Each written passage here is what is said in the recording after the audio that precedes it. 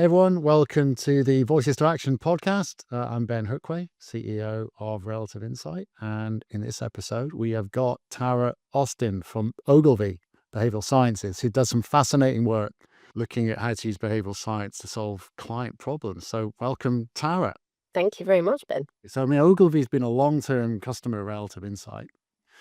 So it would be really great if you can kind of give an overview of what you guys do, I guess, with behavioural science. Yeah, sure. And I was a customer of Relative before Ogilvy, and I brought Relative to Ogilvy. I'm an even longer term customer, Yeah. not just Ogilvy, because I first saw you guys at MadFest, uh, I don't know, 2017, 18, something like that. And I'm one of those weirdos who actually goes up and asks people on stands, what do they Yes. do? And can they be helpful to me? And I was really interested in the technology, and the fact that we could make open-ended survey responses actually meaningful and useful, and the fact that we could dig into the vernacular and the language that people were using organically without having to necessarily ask them questions. We could tease apart the meaning in what they were saying, analyze the language, and not fall into the trap of just confirming our own biases when we see a data set, when we see a piece of qualitative data, whether that's search or social listening, whatever. The tendency is always to see the pattern that we expect to see that confirms our hypothesis. And one of the things that has always attracted me to this tool is that it can surface insight rather than just confirming that it. Um, and so over time, I've used it in probably almost every way imaginable, from analyzing social listening to analyzing transcripts is a real favorite of mine. So asking the same question to two different audiences, and seeing how their responses differ from video transcripts, that's a bit of a favorite. I've also looked at, how we track cultural change through media, old school news media as well as social media. So everything like insight generation through to, I don't know if they actually did it because I left the agency, but in my previous role, I won the NHS digital pitch by suggesting that one of the ways that we could measure the success of our cybersecurity campaign was actually by scraping a particular inbox, which was where everyone complained about cybersecurity. Ah, And could we look at over time, um, our campaign changing, even just the sentiment and let alone the language, the nature of the requests. And you guys were very good and scoped out a kind of bespoke scraper for me that would be GDPR compliant. But it was a really interesting one because, how do you measure success on a campaign where success is nothing happening and there being no cyber security attacks and everyone being happy, like a lack of a negative.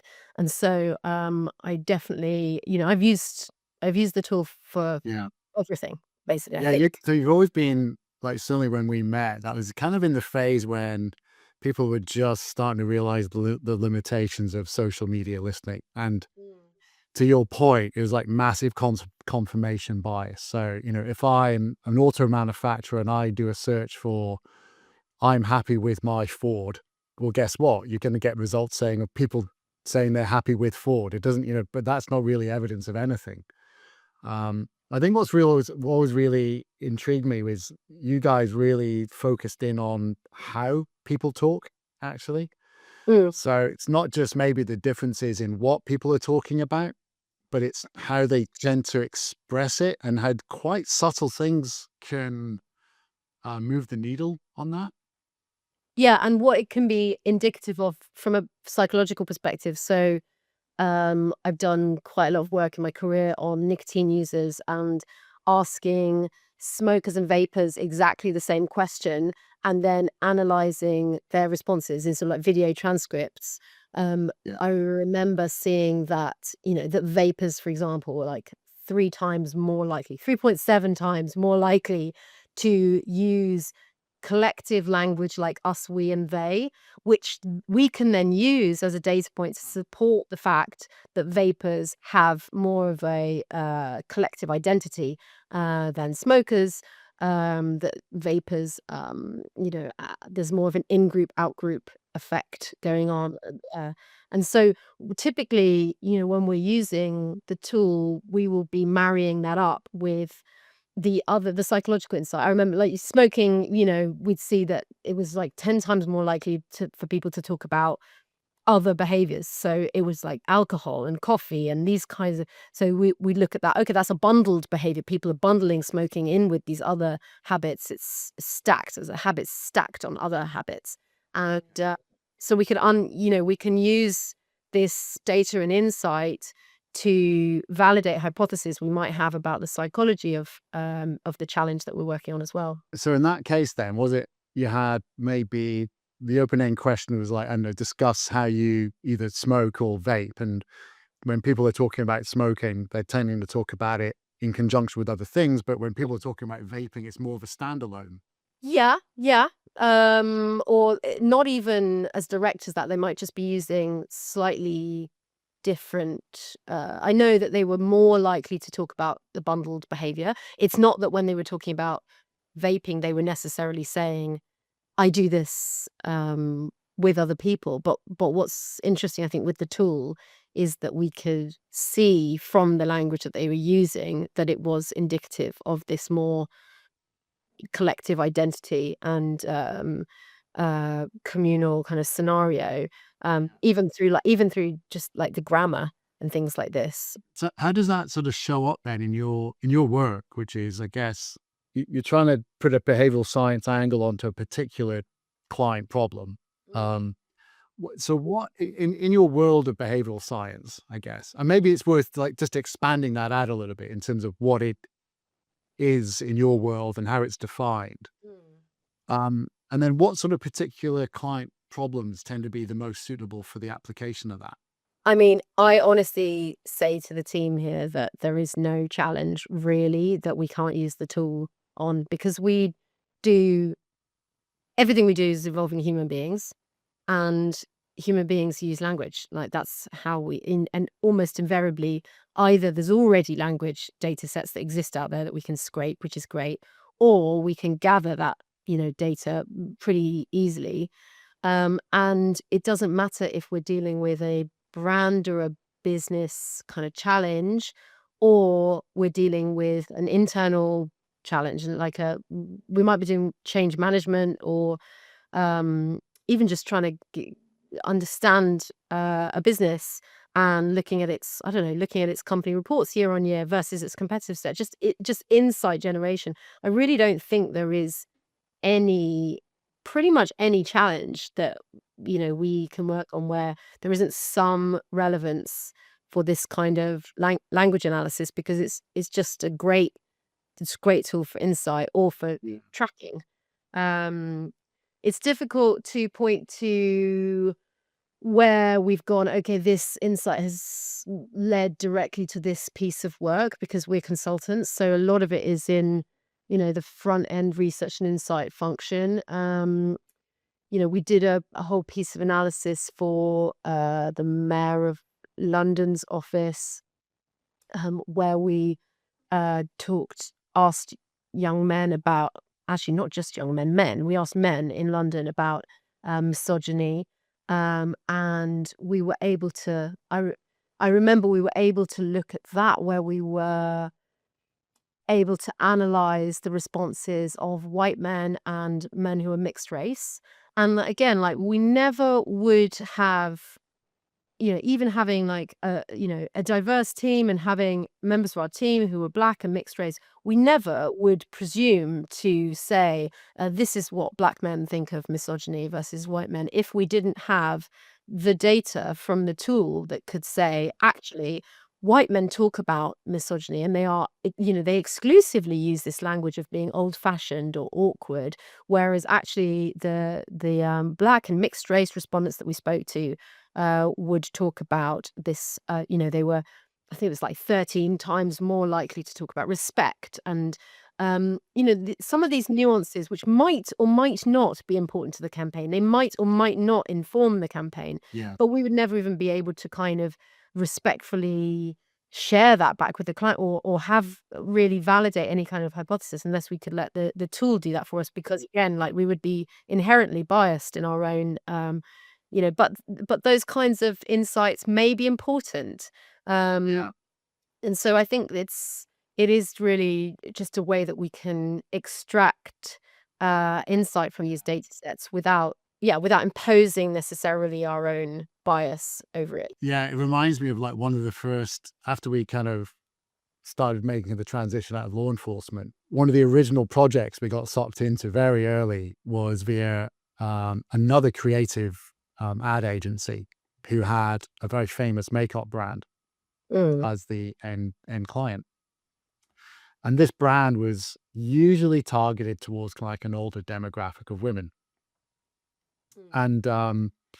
And they wanted to they wanted to start to appeal to a younger demographic of women.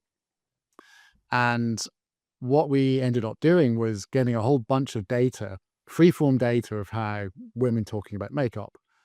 And then we did a comparison by age group. And one of the things we found was that if you're in the older demographic, you tended to say you apply makeup. And if you're in the younger demographic, you tended to say you wear makeup. So it was pretty subtle, but the data was pretty strong. But when you went back to the ad copy of the brand, almost all of their copy was, apply our products every day for great Mm. results.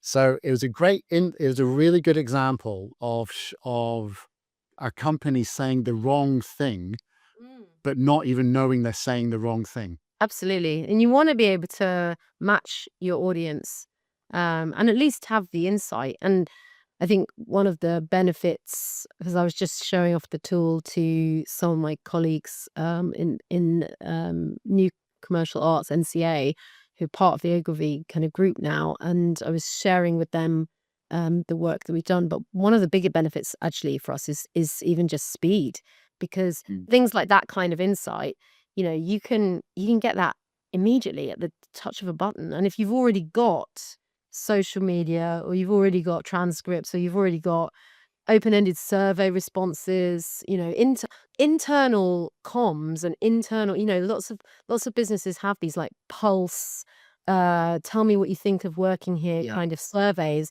And most of the responses for that are pretty useless. Or again, you're just looking through it, confirming what you already believe. Whereas with this, we can do it immediately. And I was talking to them about, I once used the tool on a vitamin brand, and I was just looking at Amazon reviews. It's already there. The data's already out there, and we Yeah. could see immediately that our brand was the only one where anybody used the word potent. So in terms of like when you're looking for, okay, what's my brand's best self? What's my unique kind of selling point in this market that maybe other people can't claim? To say, well, in however many thousands and thousands of reviews, yours is the only one in your whole competitive set where people actually talk about the potency of the product. That feels like quite a strong, at least a strong place to start, and to Yeah. get that immediately without having to jump through a load of hoops, and in the platform that as a strategist you can go and dig around in yourself. I always say to the team, it's a bit like, it's always felt a bit like kind of archaeology, like, you're digging away to see, is this interesting? Is this interesting? And when we did a really big project on nicotine some years ago, I think we had something like 63 different comparisons that we made of different kinds of data points, different data sets rather. Mm. And the great majority of that was not interesting. But then we did have a whole report at the end of it of stuff that was interesting that we found about with differences in different audiences and different ways that the media would talk about vaping versus smoking, or how brands were talking about themselves versus one another, or users were talking about it. And all of these differences can give us interesting, relevant insight, even if it is just how you frame one word in your ad or in your descriptor for product on your pack. Yeah. You want to get the best. You want to do it as best you can, and this is such a fast way of getting that insight. Leaving aside text analytics for the moment, and like thinking more holistically for your, what you do in Ogilvy. So your particular consulting part of Ogilvy, do you go to customers as we are a behavioral insight consultancy and we can solve your problem, or are you just a consultancy that can solve problems that happens to do behavioral insight? How do you kind of approach the client? I mean, we are Ogilvy Consulting, and within that, we have a deep specialism for the behavioral sciences. We talk about it as a center of excellence these days, but we have, we are probably the original private sector behavioral science practice. After the behavioral insights team in government, the nudge unit, Rory Sutherland founded what used to be called Ogilvy Change, with a guy called Jez Groom back in like 2011, 12. And yeah, so we've been going since then, applying behavioral science and psychology to solve problems. And now we are housed, within the Ogilvy Consulting. So we have a much wider consulting team. And as agency life evolves over time, we come closer and closer together with the rest of our Ogilvy and even our WPP kind of brethren. So, for example, when I talk about the Narrow London piece of work that we did, so we're looking at misogyny, and how to fight violence against women and girls.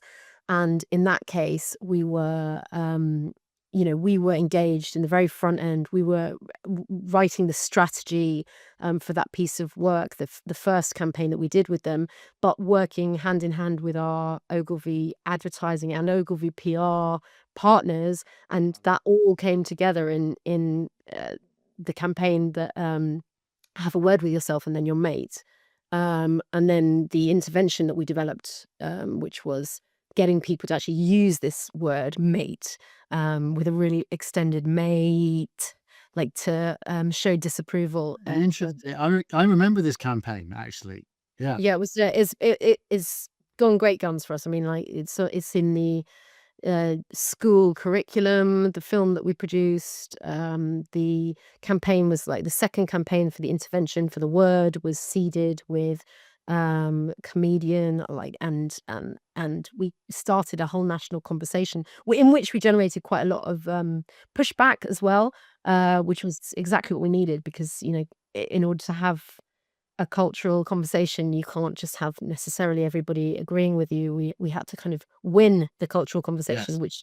which we did, and generated a lot of great coverage for the Mayor of London's campaign. People like Caitlin Moran talking, and even Piers Morgan agreed with us in the end, which was a bit nuts. But to say actually, young men do need to. They can't just be bystanders. They do need to call out misogyny when they see it. But like that's where we as the behavioral science practice within consulting are guiding, if you like, the strategy, the insights, strategy, and then that is then informing. In this instance, the intervention was a word, which was then seeded out in PR. And the first campaign actually was a film, and the film was shown in football grounds and on social media. But there was a film at the beginning of it, but it was actually really led by kind of PR and partnerships. So it's a full kind of what they used to call integrated or 360 type offer Correct. from Oakley. Definitely. And so most, I guess, most of the problems or the challenges that you're trying to solve are, I mean, they are pure communication challenges. Yeah, I mean, we deal with. I mean, I talk about Maryland because it's easy and people have seen the work and it's kind of famous. But that is almost the problem with a consultancy, is that a lot of the work you do, nobody sees. You might Yes. just be informing the strategy for a business. Are we going to talk about health this year, or are we going to talk about I don't know, wellness? Or are we gonna and how are we gonna do that? What is the appropriate strategy for, Nestlé or Mondelez to take, in a world in which there is a sugar tax? And, so we're dealing with different kinds of challenges as a consulting team all the time, of which behavioral science plugs in pretty much across the board, because whenever there's humans involved, which is most of the time, I mean, we are dealing with synthetic agents now as well, but Yes. most of the time there are humans involved. And actually, I've just signed off a piece of work we're doing that I can't really talk about, but in which we are looking at how do we use AI to nudge a particular procurement team, a very large procurement team.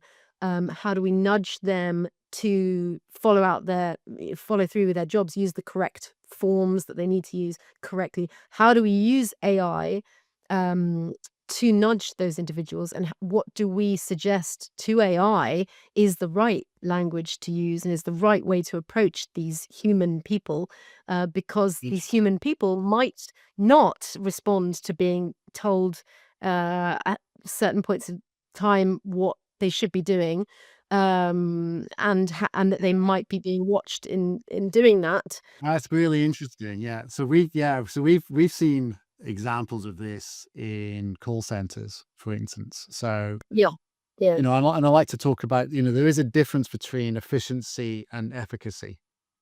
Mm, And I think AI quite often mistakes efficiency for efficacy. So, you might have a really terrible customer experience set of processes that you make your customers go through. And you can make that more efficient, using AI.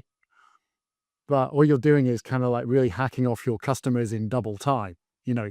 So just because exactly. you can, just because you can make something more efficient doesn't mean you should do it. Yep. So we've done quite a lot of work in looking at, AI call center chats, things like this to sort of look at actually how should we be talking to different groups of people.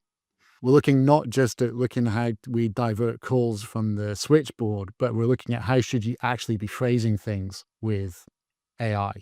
It's Mhm. not all about efficiency. And I think it'd be interesting your views on this because one of the reservations about generative AI is that everyone just has a rush to the top of the mediocre bell curve, Yep. you Yeah, know, and that absolutely. really is what it's kind of designed to do. Actually, I mean it's not a Yeah. bug. That's kind of a feature. Yeah, and if you've ever watched Rory Sutherland talk at Nudge Talk, pretty much every year he bangs on about this, which is, yeah, not just reverting to the mean, because the mean is bland and meaningless, and we need to look to the outliers. He's always talking about rogue bees who are like the R&D function of the hive, and how if there weren't, 80% of the bees follow the waggle dance. The bee goes out, finds honey, finds nectar rather, and comes back, does the waggle dance. You go find the pollen this way, and 80% follow, and 20% go, fuck that. I'm gonna go and look for myself.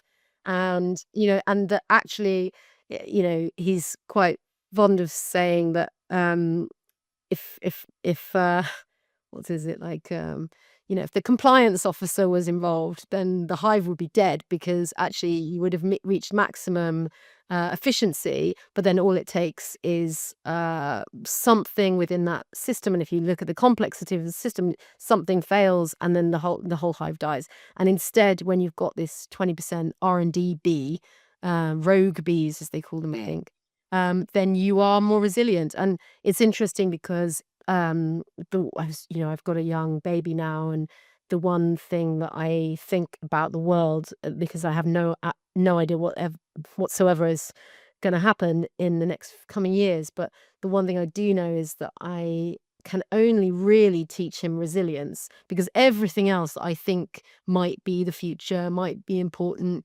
probably won't be, and there's probably something else that's going to come along that's going to be far more important and more influential in his life and in the world. So, I can't set him up for success telling him he needs to be a doctor or a lawyer, when who knows if those jobs will, exist in even 10 years from now. So actually what I can do is suggest resilience, and there's the resilience in seeking out the extremes in the system, and like looking. And it's interesting in like I was saying about the potency of the vitamin, Yeah. like yeah, a human eye could not tell you in 20,000 reviews or consumer, the transcripts or call center scripts or whatever it might be. They wouldn't be able to tell you actually this thing is important, but the machine can do that, and that's where we have some advantages. Why we have to be using tools like this, Yeah. but not like one of the things I like about the platform is doing the archaeology and is working out the meaning, and not being told necessarily what the meaning is, but seeing it for yourself. Where I think we have a real strength is in the deterministic metrics that we give out in the data. So when casual acquaintances say, Ben, what do you do? And I kind of run a text, I run a text analytics company, and they've had some exposure to that. It's like you can see their eyes just glazing over and wait, they're worried that I'm going to whip out a word cloud or something like that. Oh God. Because that's what most people's perception is. And actually, there's a modern day equivalent of that, which is a generative AI summary of Mm, or of your survey, of your transcript, of your whatever. mm, Um, and so being able to say that this group says this particular word 1.8 times more than that group, or uses mm. these concepts 2.8 times more than that group, being able to put the the metric around it gives real confidence, I think. We fetishize numbers, so for me, as somebody who sells insight and strategy, which is just the argument, right? Is I'm making the argument using the numbers that are that help me do that, that help make everyone feel less uncertain about the business decisions that they need to make, that help them feel reassured that this is the right course of action. And because we believe in numbers and we feel that the powers that be and the our finance director understands them, and therefore because we're all beholden to these people, and now like that actually I've got more justification, I feel more protected, so there is safety in those numbers. And that's one of the reasons I love the tool, is because it's that quantification of the qualitative feeling in the words and the language. So when you're presenting, your hypothetical client Mm, presentation, okay, and so you say, look, we've got all these different data sources we've looked at, mm, and we've had a look at these kind of qual sources like transcripts or mm. surveys or whatever it might be. Um, what's the client's sort of typical reaction to that? Like, are they interested in it? Is it something they don't normally think of? Is it something they think of a lot? I think clients are still quite surprised by the platform, even though I think now, suddenly the whole world is expecting much more analysis to happen because of these kind of LLMs and AI. People expect a greater machine analysis Yeah. than before. And I think that's happened in the last year. Nonetheless, they are still getting up to speed, and they're also not necessarily, they don't always see the potential. So, like, I had dinner with a client, who the role I have with them, uh, means that we were talking about, our business and some brand issues and their audience. But that client also sat on he had a separate role where he was also in charge of a kind of private platform that this brand ran for healthcare professionals. And as a result of that, we had a conversation about that platform. And he said to me, we've got this problem with weirdos and potential, I don't know, pedophiles trying to infiltrate this platform and talk about children in this context. And they had a problem basically gatekeeping their platform. And I said to him, well, who you should be talking to is actually these guys who I've spoken to him about in a completely different capacity when we're talking about insight generation.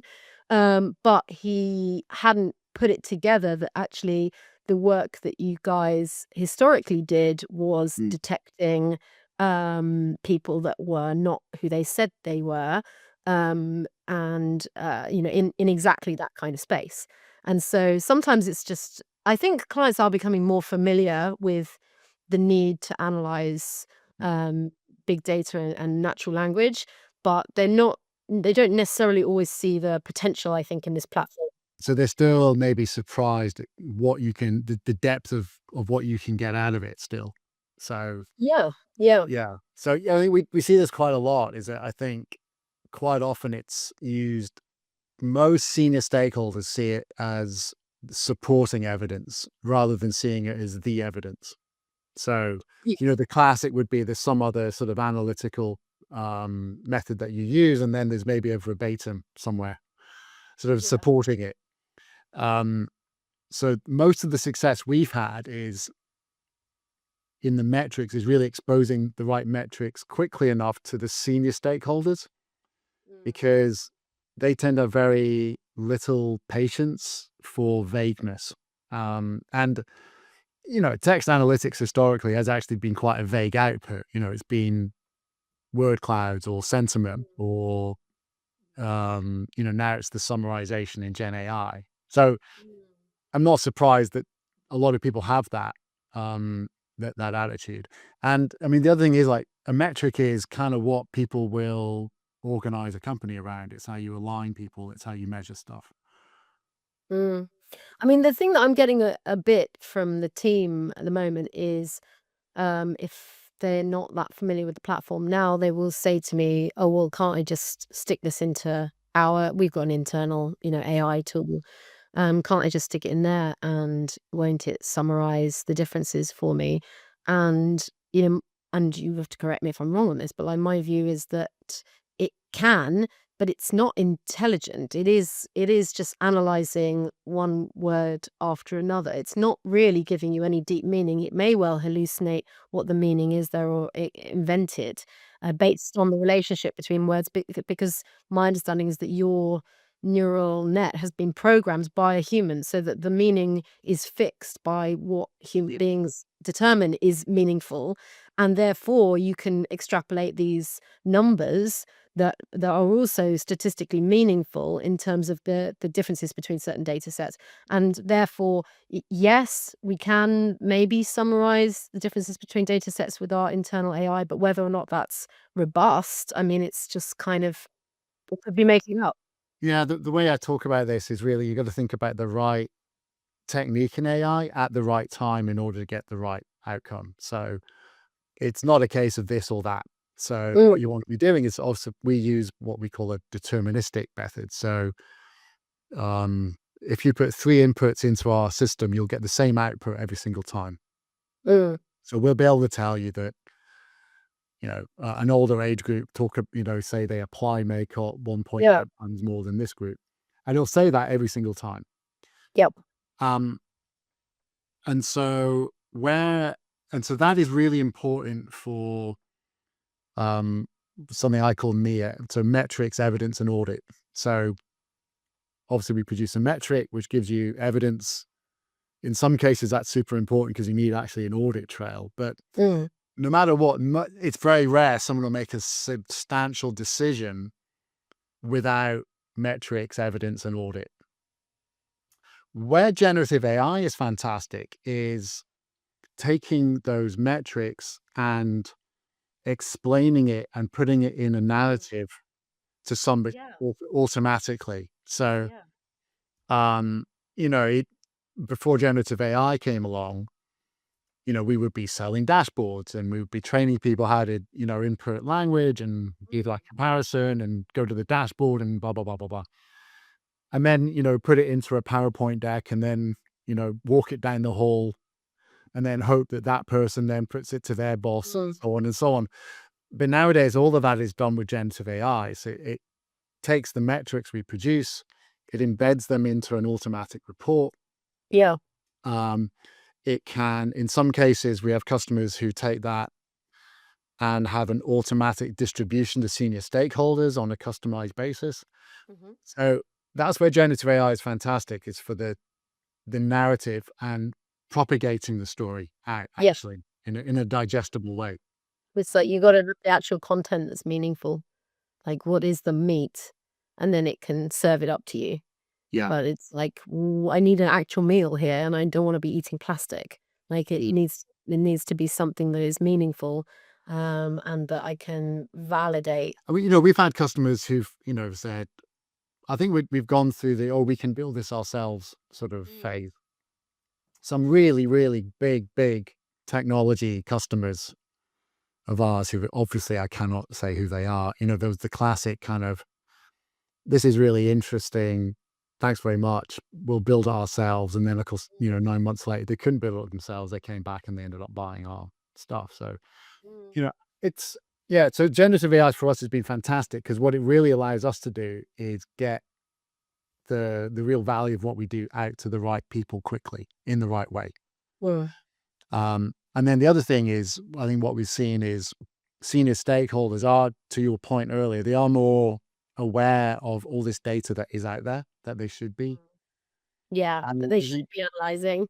Yeah, a lot of them have these, like, internal surveys where I often say, "Are you doing anything with that?" Like, you're asking some open-ended question for the last however many years, every 6 months or whatever, yeah. and it's totally meaningless. So that's interesting. So do you, when you go to your customers, then do you like ask them what data they've already got? So whether that's employee opinion or Yeah, yeah, okay, and yeah. do they normally have lots of Depends on the clients we're talking to, because we talk to such a wide range of clients in our practice. Like, we talk to everyone from, yeah, internal behavior change, HR people, to I'm talking to people who are running procurement right now, to brand people, so it really varies a great deal. But it's definitely good when they already have a big data set that they're not capitalizing on, or where you can tell them, "Hang on a minute, we can look at every conversation about this on Mumsnet or, Mm. in social or somewhere." So that's also, when there's stuff that's kind of latent out there and easy to access, that's all the better. So in this sort of the classic change management sort of type scenarios, where I guess you guys spend a lot of your time, where do you think AI is on the continuum of like, okay, here's a thing we've got to investigate?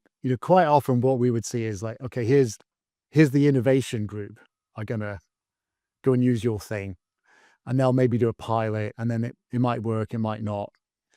That kind of then morphed into being actually AI is being put straight into serious systems. It's kind of this whole pilot system's not really in existence anymore. I'm curious to know where particularly in change management, AI is kind of being seen at the moment.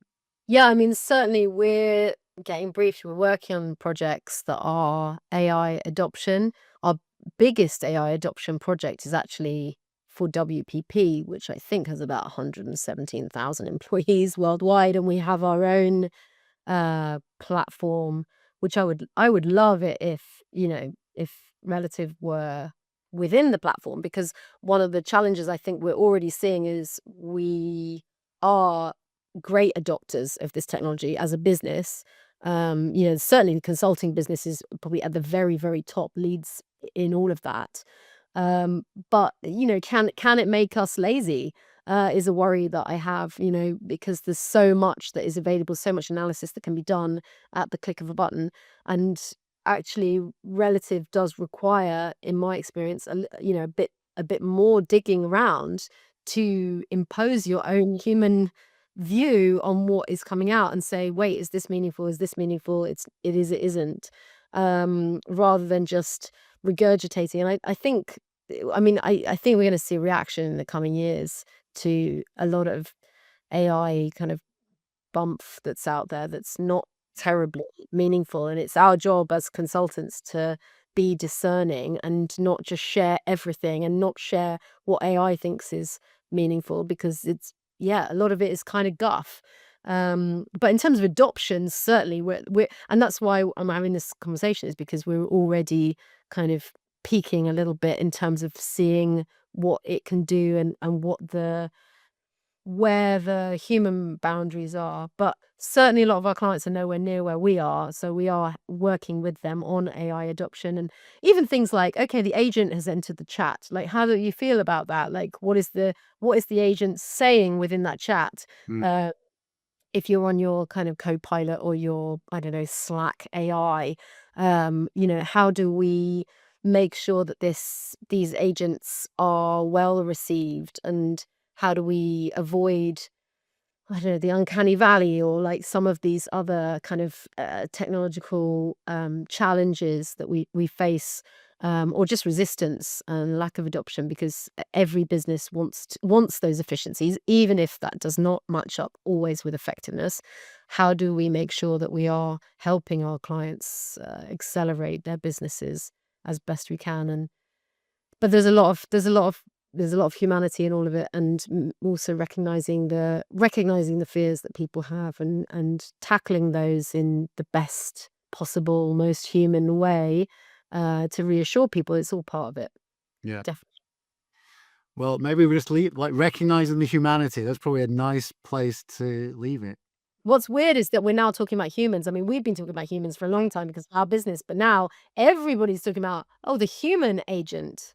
In the call center, there's the human agent, right? Rather than the synthetic agent or the AI agent, or, so there's like, things are changing, and they're changing very, very, very, very fast.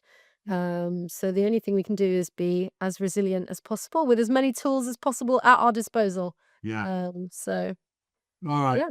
Amazing. So thank you, Tara. We'll wrap it up there. That was Voices to Action. I'm Ben Hookway, CEO of Relative Insight. You can get us on relativeinsight.com or Ben Hookway on LinkedIn. And Tara, how do people find out about you and what you do? Have a look at Ogilvy, have a look at Nudge Stock, which is the world's biggest festival of behavioral science and creativity, where you can learn a lot more about everything that we do at Ogilvy.